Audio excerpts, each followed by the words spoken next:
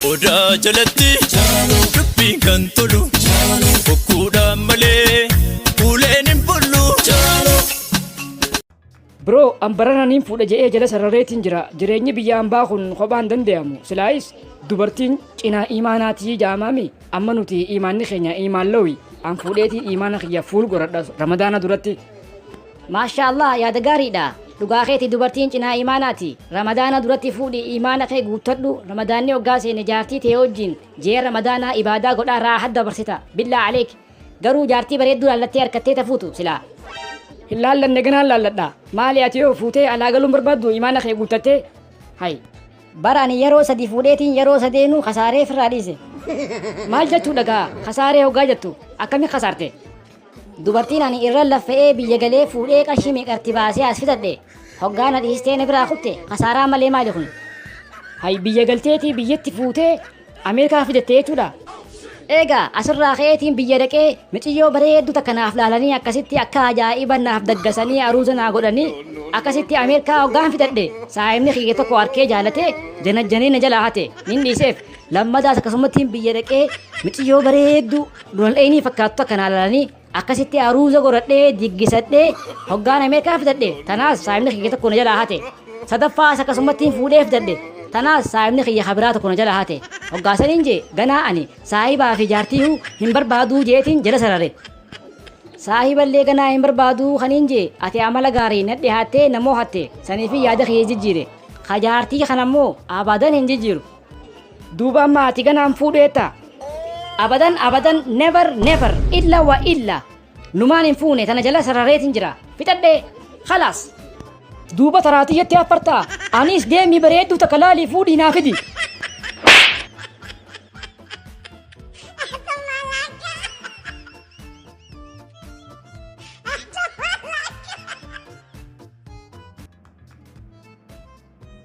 Tole egaa barattoota barsiisaa Caalaan Ja'amaa guyyaa irraa jalqabee hawaasa anaatu isin barsiisa. Maali ijoolleen hanganuma barattoonni isitti hafan? Ijoolleen lulluqqachaa qaaxiraa bulti ganaadha dhufti barsiisaa ingiliffaallee itti meexee hirriibaa kaaftee wajjin dhufti. Tole egaa barattoota gaafii takkaan isin gaafadhaa mee eenyu kanaa deebisu? Anaas sii deebisa barsiisaa. Tole hawaasni Oromoo bikka meeqatti qoodama? Hawaasni Oromoo bikka afurii qoodama. Falmattoota, baqattoota, barattootaa fi lulluqqattoota barsiisaa. Sirriitti deebisee jira harka rukutaa.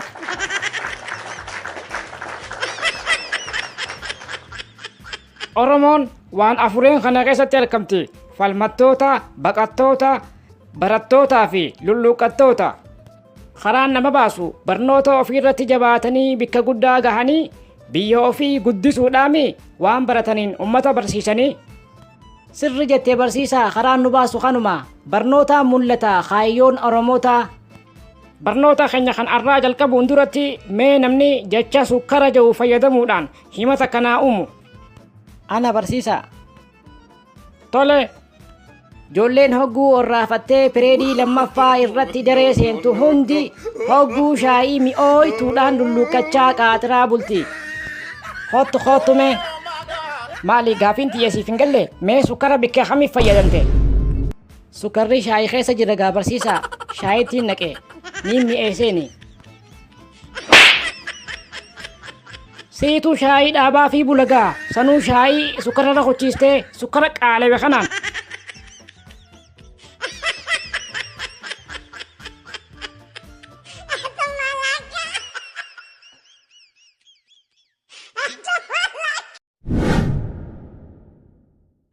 Namicha mataa faaqaa har'a maaliif afaan dhaabda? Eega gana maaliif hin jirtu? Eenyu si aarse? Nama tokkoon namarra waan anjee akka malee na aarse. Ayyooniin booksiin dhawee ilkeen liqimsiisin annamaa miti arguuf jiraata. Biroo kiyya hin jajjarimee akka jajjaranii ilkee namarraa cabsanii obsi hin jajjariin takka yoo wallaale takka beekuu qaba inni balleesse ati irra jiraadhu irra caalaan namaa hagizee aara saa ifi qabuu jechaan dhageenye ati irra caalaa namaa ta'uun feetu. Sabrii godhi inna allaha maa saabiriin namni tokko mallaa takka irra yoo shaqabale mallaa taanis kanniif jaalamoo yaali ilma namaati ilmi namaa dadhabaadha rabbi jecha irra dabriif rabbi jecha dhiis naas hin jee gosa kiyya kana dhagaye. Tole obboleessa kiyya galatoomi na qabbaneessitee jechoota gaggaariidhaan galatoomi.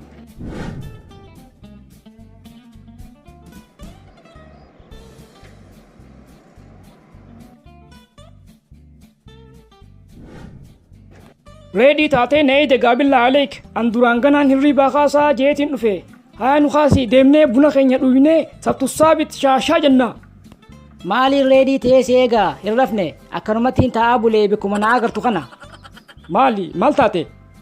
Namaan ani gawwaan tahin barnoota keetii jabaadhu nama ta'uuf tattaafadhu sammuu tee daleessisi sammuu tee bani jechaanii gorsaa baheetu sammuu banuu dhiisee afaan banee na arrabsee akka malee na aarse wayii na hambise. Kolkoloo gorsi kee sammuu dhiisee afaan baneef gaa waa sammuun qabu filaa sammuu qabaate sammuu dhaabba namaan fi waanuma qabuu si bane irra laaliin kun karra laaltuu miti bira kutii fi nu yaasi deemnee buna keenya dhuynee shaashaa enna. Laala abadan hin dhiisu afaanuma nabbane san keessaan cafaqee ilkee 30 irraa yaasee aara bahee Dr. Saddam geessee ilkee 30 dhaabaaf malee akkanatti hin dhiisu. Gorsana gorsitanii irraanfatte atis dalagadhu gaa ilma namaatii bar ilmi namaa dadhabaadha ilmi namaa ni balleessa takka yoo wallaale takka irra jiraachuu qaba inna allaha maasaabiriin irra caalaan nama hoggaa aara saafii qabu ati irra caalaa namaa ta'uun barbaaddu. Nama mallaa takka rasii qabale mallaa ta'anis kanniif jaalaan isa mooyi rabbiif jedhisi ilma namaati bar ilma namaa ta'eete ilma namaa anaa gubbaan qaare yoo barbaade deemee hoo haayedhu ilmi namaa marziidhaa bar arra si faarsee boru si arrabsaa bar arra harka si dhaweeti boru deebi'ee harkuma saniin dhakaa si haraa bar ilmi namaa toltuu ati 99 tolteef dhiiseeti dogongora kee guyyaa takkaa ol qaqqabaa bar ilma namaa deemee hoo haayedhu yoo barbaadde ati.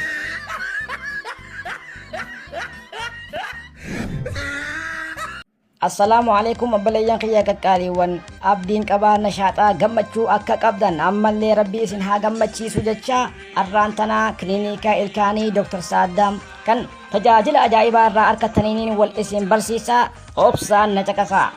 Eegaa kiliinika ilkaanii Saddam hundarraa adda. Kiliinika ilkaanii Saddam yoo dhuftan tajaajila keenyaan ni gammaddan malee hin shooynoytan.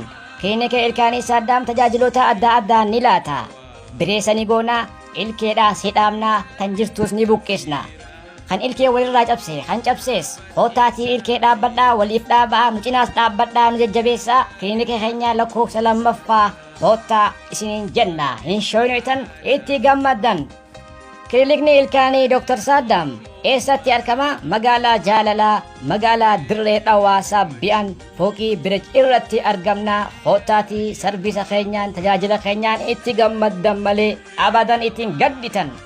Rakkina ilkaaniitii fi ilkaanii yoo qabaattan feel freedom hootaa Dr. Saddam isiniin jenna. Assalaamu alaikum.